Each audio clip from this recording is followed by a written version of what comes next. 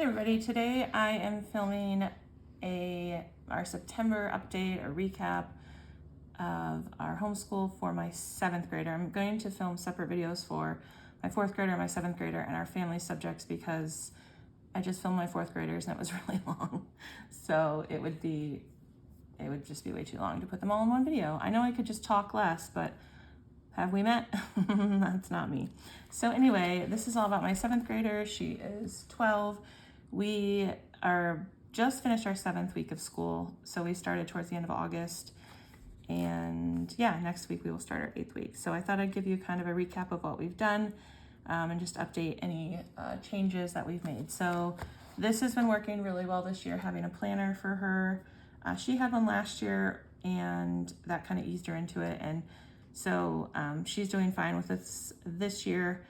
I'm sitting right here while she's doing 90% of her work. So it's not like, she has to solely rely on this, but I don't know, it just works. And I'm not having to post-it note every single page in every subject. So that is working great. I do highlight in yellow any subjects that she is supposed to get me before she starts. She doesn't always. So we have entered the world of I'm 12 and I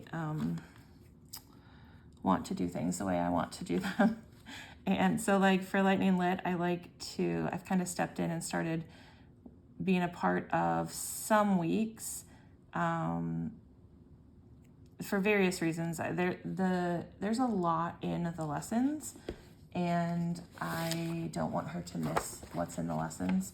And when she's working from this rainy day reader, I feel like the reading is very difficult in a lot of these, I feel like. And I just find that it all goes better if I do it with her. However, she says when I do that, it takes twice as long to get through.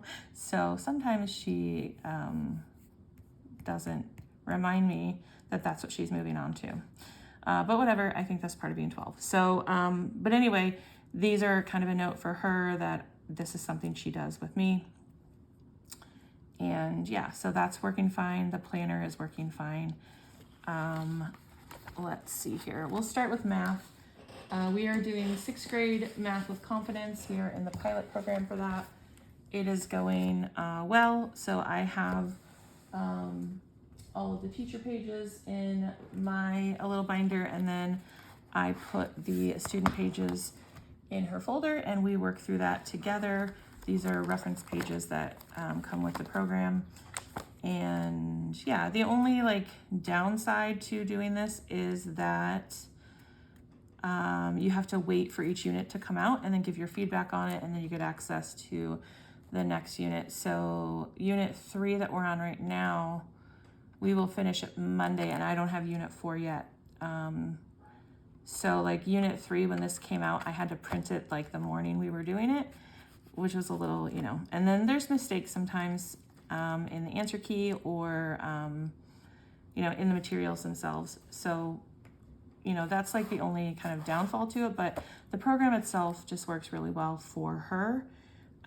So we're just continuing with this. She also does, I don't have it out, but we do a math notebook, some notebooking. So when we finish covering a topic in our math with confidence, then if there's a notebooking page on it, she cuts that out and does it.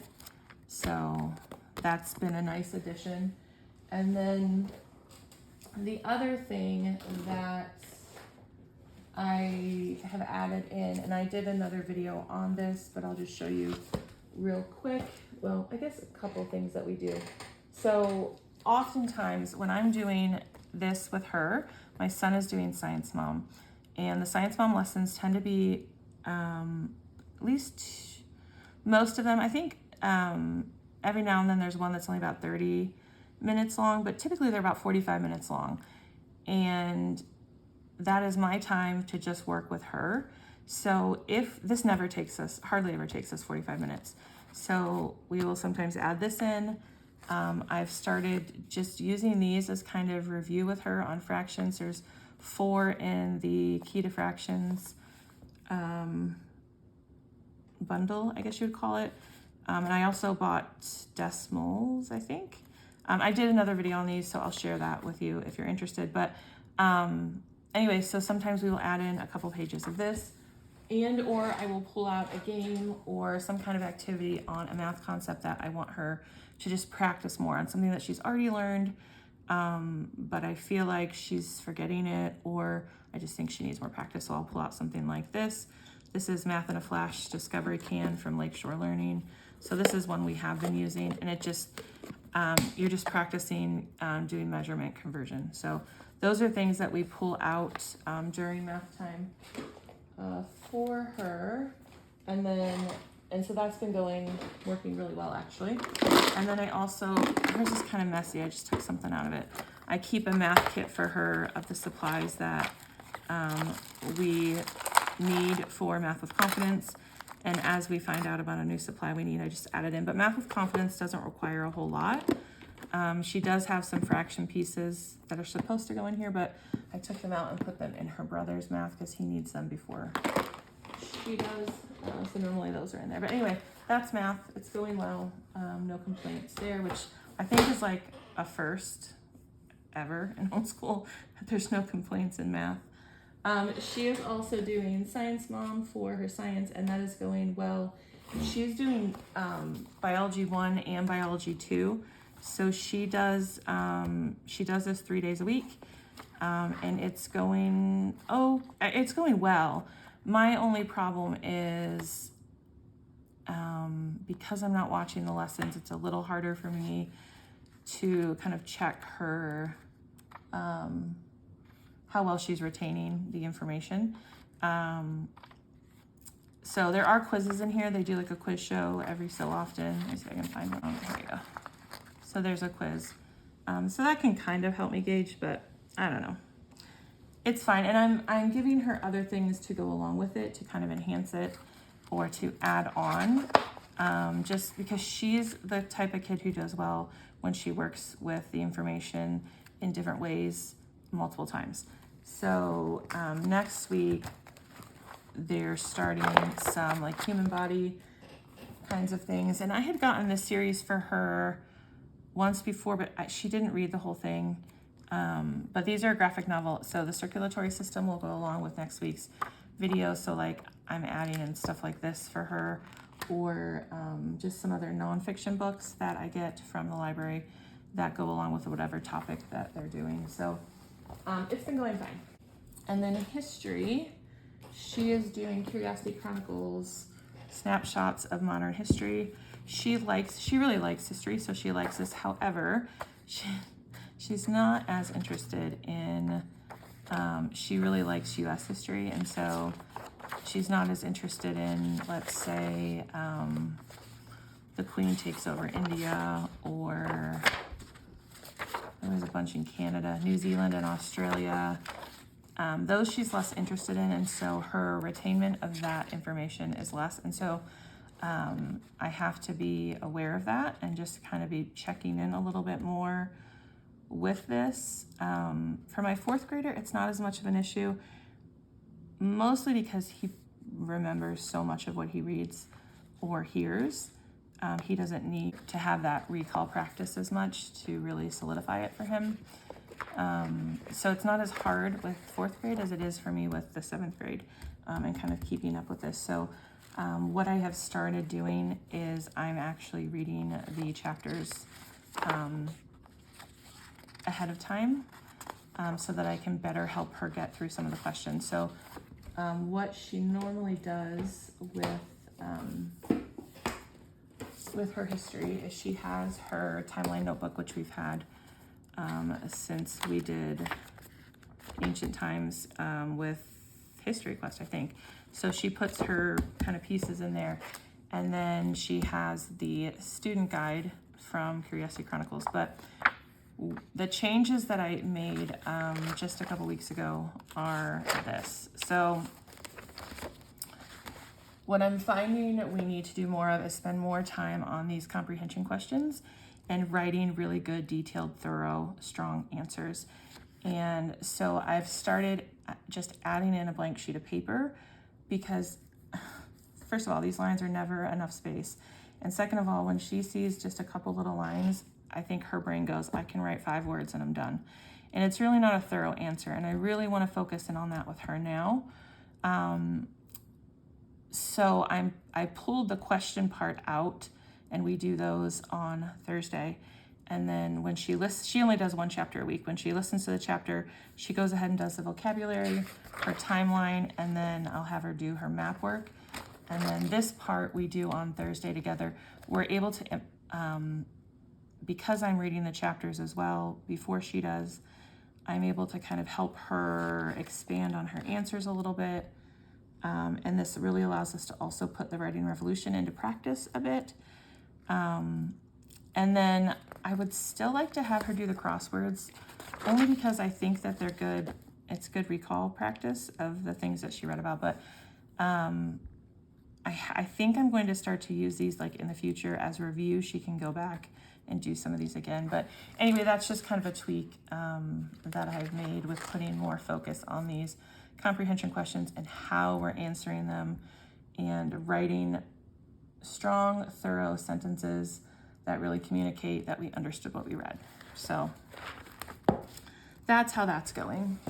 So I do go through the teacher manual and pull in some library books to kind of go along with it. And sometimes she'll read those during the week during history, and then sometimes she just reads them on her own. So this series she's been really liking.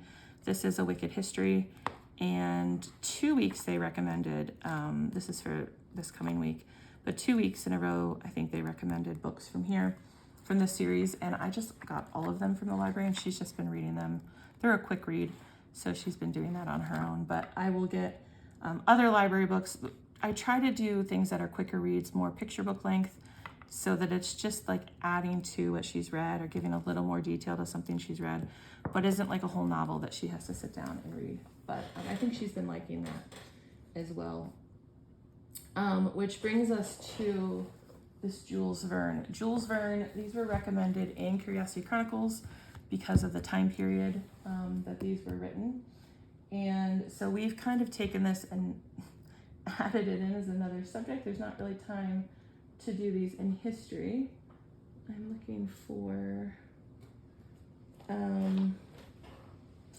my part's such a mess right now. I don't have it cleaned up for the next week, so I can't find everything that I need on it. But anyway, I have the like original version of 20,000 Leagues Under the Sea. And so we are taking 2 days a week. We do Learning How to Learn.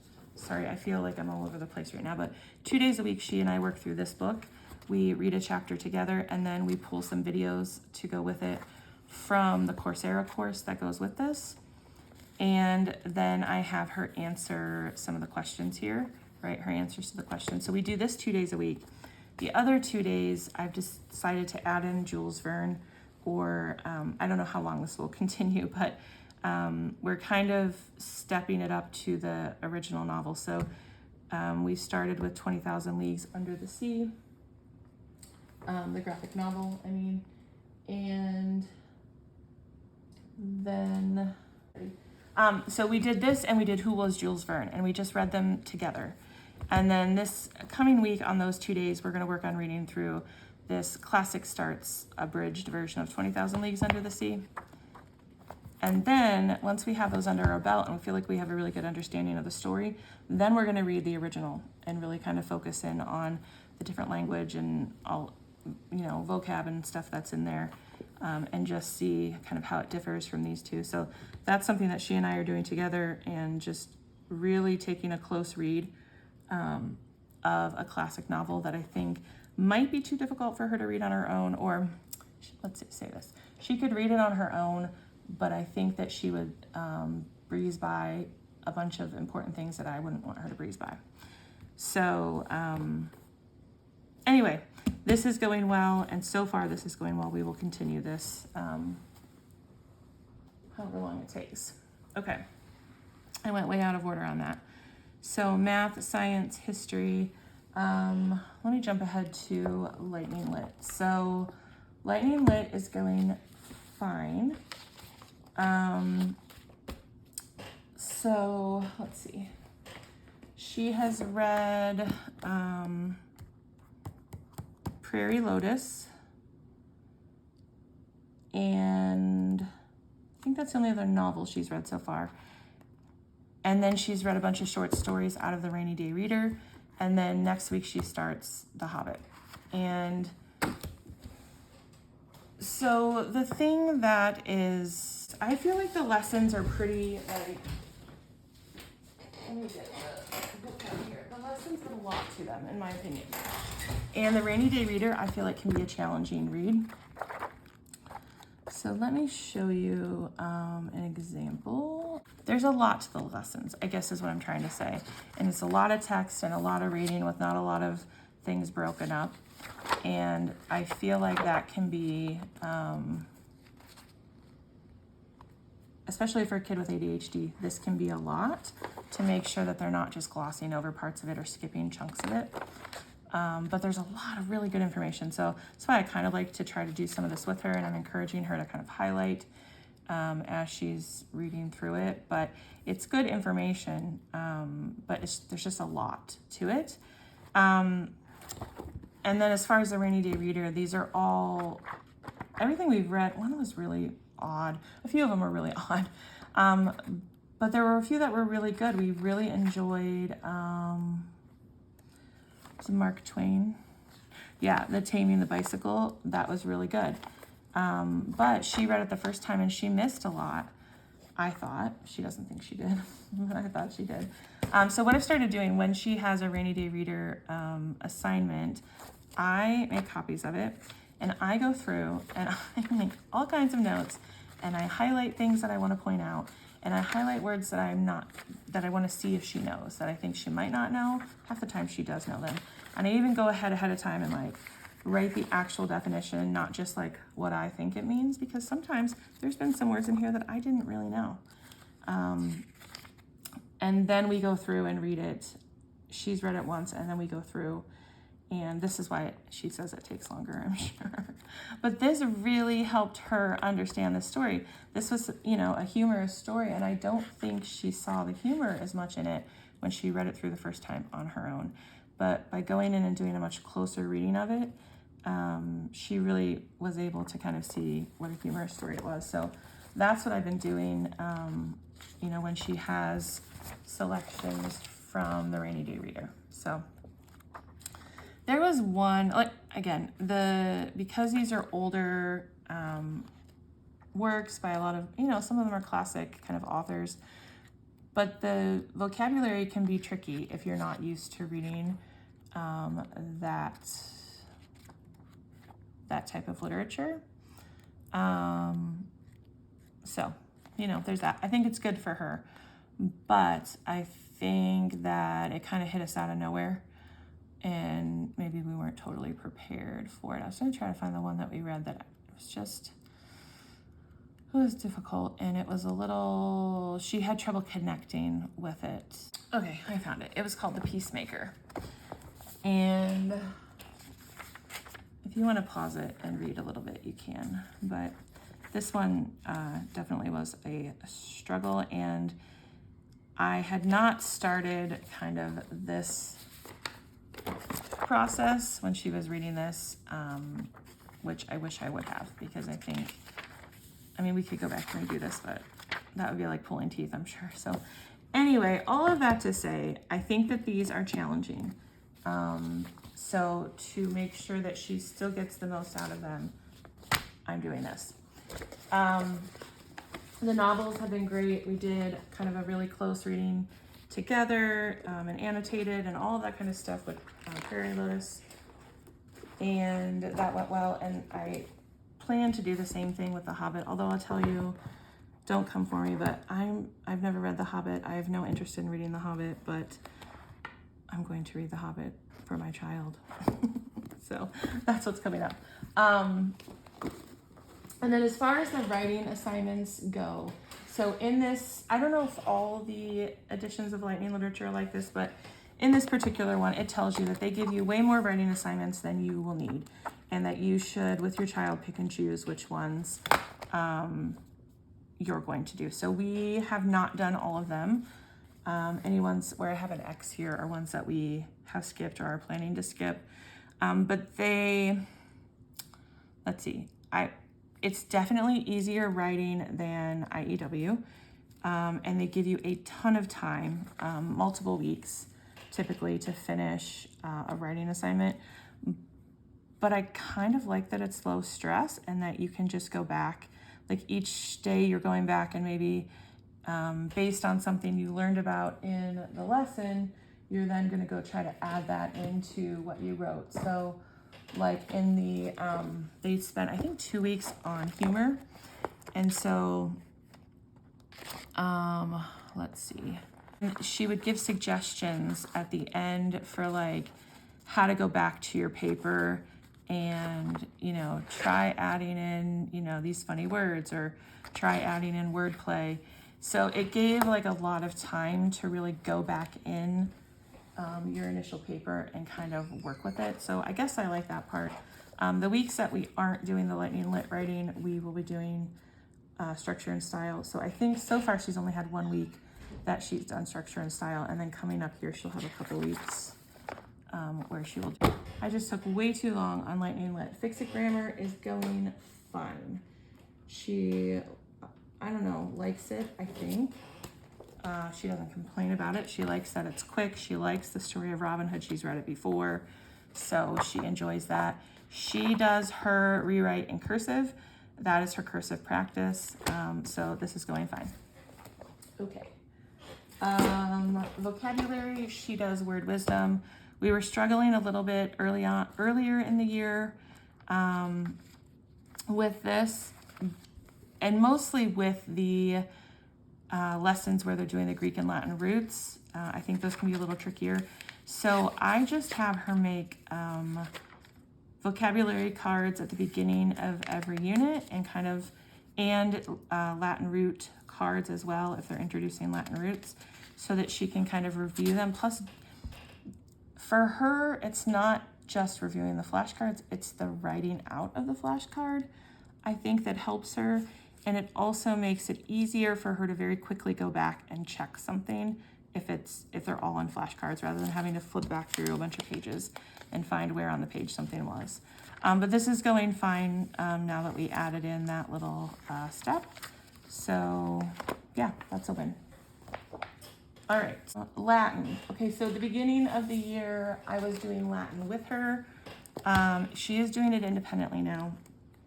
I just realized I don't currently have the brain space available to learn Latin along with her. She is very interested in it though, and she's doing a very good job with it. I was a little worried kind of turning her on her own with it, but she's doing fantastic because she is very interested in it. So she does this 4 days a week. I kind of put her pages in for each day that she's going to do. This reminds me I need to set this up for next week because I haven't. And then at the end of the week, we take her pages out and she files them back here where they go. And then she's got her, let's see, somewhere, she has her vocabulary cards. She has more than that, but they weren't fitting great in the binder, so the rest of them she keeps on a little clip, and she just hangs these on her cart. And there are some video lessons, they're very, very short, that go along with this, and so she watches those, and then she does the pages that I put in there for her. I check them right after she does them. My only complaint is that sometimes the answer key is not complete, and that randomly there'll be one that there's no answer for. So that's kind of annoying, but other than that, she's really enjoying this program. She likes the history parts that are included as well because she really likes history, and I've really seen her make so many connections from this Latin and other subjects that we're doing. So I can really tell she's retaining this and she's really enjoying it. So, and for her, that's part of her ability to retain it, is if she's very interested in it, her ability to retain it is much greater. So, all right, for art, she is doing comic art. She's actually, I think, going to finish this week, and then we're going to move on to something else. This is volume 1. We're going to do something else for a little bit, and then we'll come back and do volume 2. But she really likes this. I actually don't have her write in this book. She has a separate separate sketch pad that she does all of the assignments in, but she really enjoys that and she looks forward to art, so that is going well. She's also doing typing. Both of the kids, I used to just have them, they do this independently. I used to just have them go and I would say do a lesson. What I found out is I don't know that they were doing a full lesson. So I now just made the rule, set a timer for 15 minutes and that's how long you do typing for. And if you do 2 lessons in that time, great. If you don't finish 1 lesson, that's okay too, but 15 minutes. Now, for her, I realized over the last couple of weeks that I think I need to increase the number of days she does typing, because I think this is would be really helpful for her in her paper writing if she could type a little bit better. So this is something I will try to update on in October if I did increase that. She's doing piano through Hoffman Academy. That's going well. I talked about art. Sewing. Where did I put it? Sewing is going fine. She made a little pin. I showed that, I think, in our first week video. And then she made this little like cell phone carrier. She doesn't have her own cell phone, but we have like a family cell phone. It's kind of like our home phone, but it's a cell phone. And so sometimes if she's going somewhere, I will have her take it with her. And so she made this little case. She stitched her name on it. It's got a pocket. And then she's also just been working on embroidery to get a little bit more comfortable with her stitches. So that has been going well. And I think then that I've taught, her Friday notebook. The only thing I haven't talked about is her Friday notebook. And I made one change, I think, to her Friday notebook. And that is, I changed her math sheet and, but I wasn't loving, we had the Evan Moore, what was it called? It was like the Evan Moore Daily, let me see. Evan Moore Daily Math Practice for grade 5. I wanted to go back a grade so that this was just review. She needs practice recalling information she's already learned so that she doesn't lose a skill. But I wasn't loving it. I didn't, what I like about this one that I am replacing it with this Carson DeLosa is it starts slow. It, like week 1, day 1, I feel like starts with skills you would learn in the beginning of 5th grade and then progresses on to what you would learn more towards the end. Whereas I felt like the Evan Moore one was just from day 1, just stuff from throughout the year, I guess. So I don't know. I like this one better when I looked through at all the problems. So we're going to try this one and see how that goes. But everything else in her Friday notebook is the same. She does the Mind Benders, 2 of those. She's currently reading from the desk of Zoe Washington. She just does 4 chapters a week. And then she does this little question sheet. This is from Curriculum and Culture. And that's all I have for her in here right now. She, for some reason, finishes before her brother finishes. Then that's a time when she reads like some of the history or science books that I checked out for her from the library. So that's it for her Friday notebook. But that is kind of her recap, what we've done over the past 6 or 7 weeks, changes that we made, and where I think we are headed. So hopefully that was helpful. And let me know if you have any questions, and I'll talk to you in the comments down below.